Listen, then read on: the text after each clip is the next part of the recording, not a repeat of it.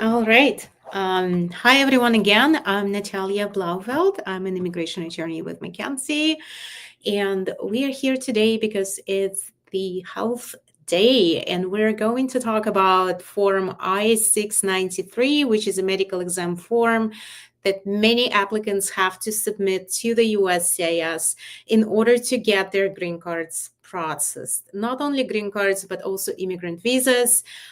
This form has been required by the USCIS for a long time. The form itself has changed several times ever since I started practicing. And as of now, this form is required to be submitted with Form I-485. So previously, we could submit forms the medical exam forms separately, but starting December 2nd of 2024, that is not an option anymore. So if you're filing for a green card, make sure that your Form I-693 is included in the filing. So that's extremely important, and this is something that everyone who is filing for a green card should keep in mind. All right, so the form itself is listed on the USCIS's website, and that's the website you have to go to double check what edition of the form should be filed with the USCIS. And let's say we are now in 2025.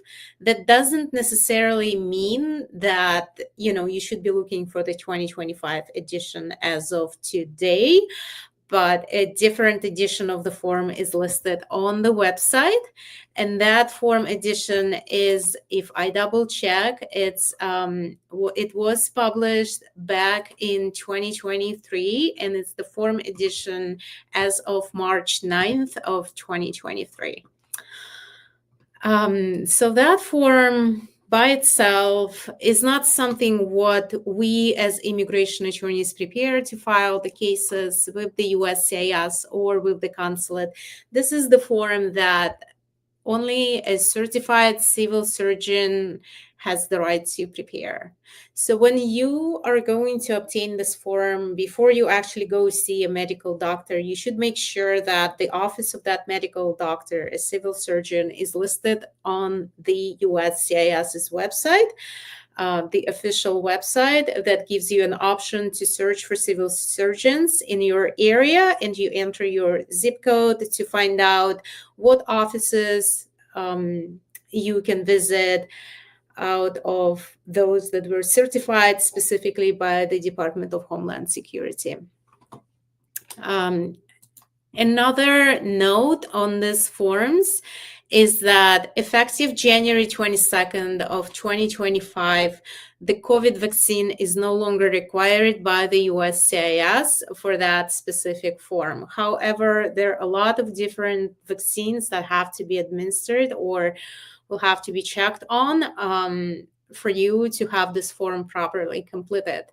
There is a whole entire page dedicated to your vaccinations. So if you go to that page, you will see that it has a table and different vaccines are outlined in there. And also there are different options to complete this table by the civil surgeon.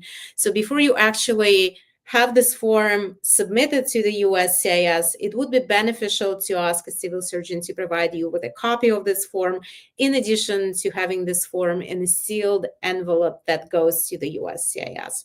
As a rule, you don't have the ability to open up this envelope before you submit it to the USCIS.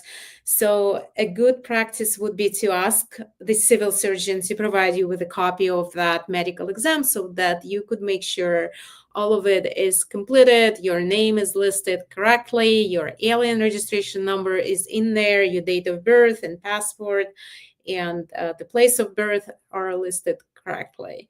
If you have an attorney representing you, an attorney should check on that form, even though an attorney is not a medical doctor, but to make sure that the form is at least completed appropriately in terms of, your name, your date of birth, making sure that page 13 is all completed, at least, check marks are put in there. That's all of that is extremely important because the USCIS will get back to you if any information is missing. And, for some of it, you don't have to be a medical doctor to make sure that the form is at least completed in terms of your personal information. Another item on that form that also requires your attention is the specific part of the form that talks about a waiver. So let's talk about waivers separately. There are different kinds of waivers of vaccination requirements that can be can be applicable or may be applicable in a certain case. There is a blanket waiver. Let's talk about it. So the blanket waiver is the one that is being authorized by a civil surgeon, himself or herself. So they would, for example, state that a blanket waiver is available if a vaccine is not available. We had a case where back from 2024 when COVID vaccines were not available for little kids age 5 and younger, from 2 to 5, and those vaccines just were not to be found anywhere. So we had to request a blanket waiver from the physician, from the civil surgeon, who was able to outline, all of that, and we submitted additional resources, just confirming that the vaccine is not available, and the case was approved without these vaccinations being listed. As of now, COVID vaccine is not required at all, so that's the good news for those who didn't have that vaccine on record. So keep in mind that if some other vaccine just goes unavailable and you just cannot find it anywhere in the US, and that's really is the case, and you can, find certain news talking about it, then a blanket waiver is something that may be available in this situation. Also, not every civil surgeon in our experience would be comfortable doing a blanket waiver, but all of them should be if the blanket waiver should be authorized in the case. So if your specific provider doesn't do blanket waivers, you may keep looking for another one, and maybe you will be successful finding a civil surgeon who will be more familiar with the blanket waiver requirement. You don't have to pay any filing fee to request a blanket waiver. You don't have to file any additional form to request a blanket waiver. So this is something that is listed on the form itself, and that's great news for those of you who may qualify for the blanket waiver.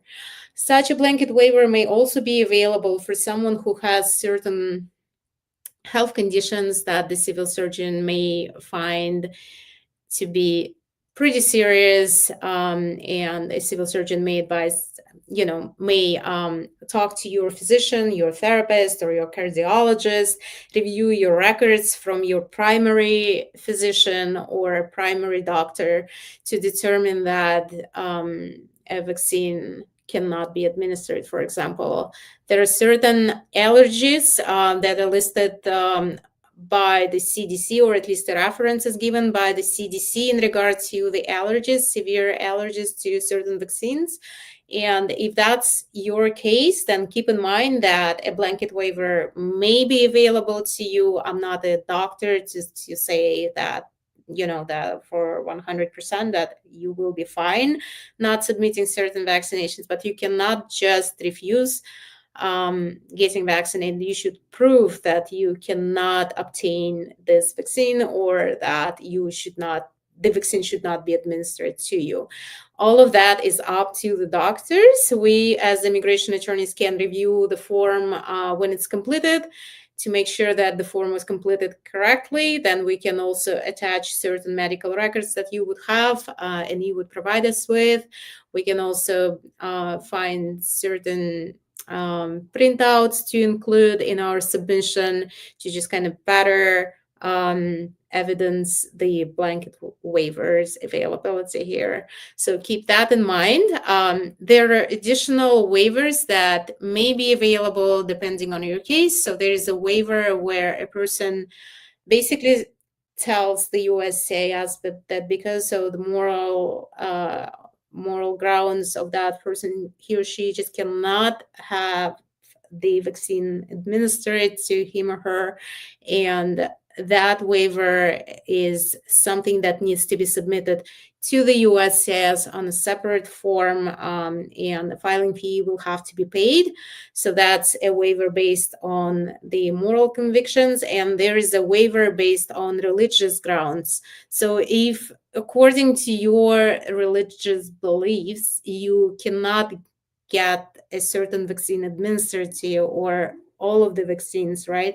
Then you may argue that this is your religious belief and that you belong to a certain religious congregation, and there is a record of you belonging there, that you are okay to provide to the USCIS. Then that's what will be required. In addition to that, the USCIS will want to see an affidavit from you, just kind of outlining the grounds for such a waiver. But those two waivers based on moral grounds and religious grounds, they are different from the blanket waiver. So if for the blanket waiver, you don't have to submit an additional form in addition to the medical exam or pay an additional filing fee.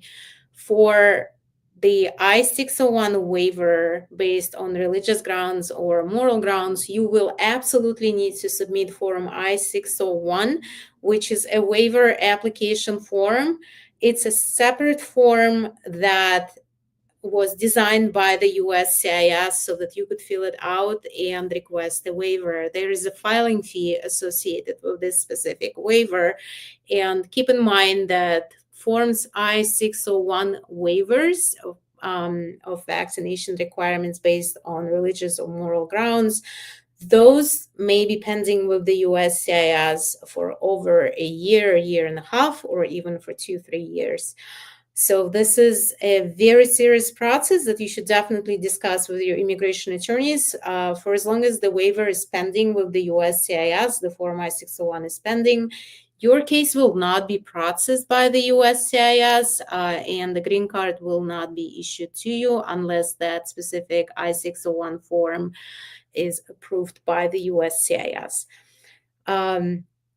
Why I think it's important to talk about those waivers is because, sometimes we have clients who are, let's say, elderly and have certain health conditions that they are just so fearful to get vaccinated against certain diseases, and their doctor may confirm that this is the case. Or we have clients who are religious or have certain moral grounds, to oppose vaccinations. Then that's when we talk about waivers. As immigration attorneys, we can help you review the medical exam form I-693, and we can also help you fill out Form I-601, which is a waiver, and file it with the USCIS. If you think you need help with understanding the requirements of that form, what it will, what an appointment will entail, an appointment with a doctor, the best advice would be to call the medical office and just ask those questions, because depending on your age, for example, different lab tests may be run. If you have questions to an immigration attorney in terms of, why this form is required, then I can answer those questions. So why this form is required by the USCIS is because there are certain grounds of inadmissibility outlined in the immigration regulations in the INA that may be applicable in a certain case. And those grounds of inadmissibility relate to either, medical conditions, psychological conditions. Sometimes, they are related to drugs and alcohol use. So all of that is very important. And also you should keep in mind that a civil surgeon is a third party. Civil surgeons don't work closely with us as immigration attorneys.